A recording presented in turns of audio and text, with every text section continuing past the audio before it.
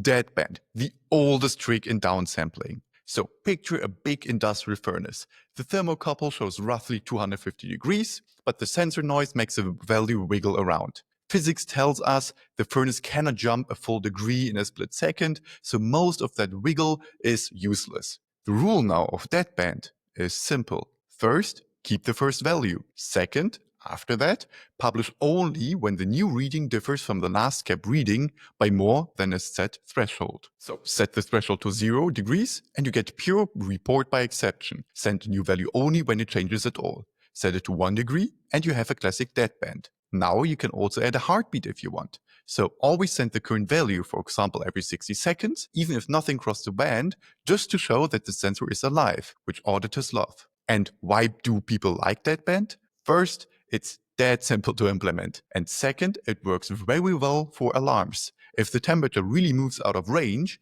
the change is usually big enough to pass the band. In real plans, it often cuts already 80 to 90% of the network load just with one single line of configuration.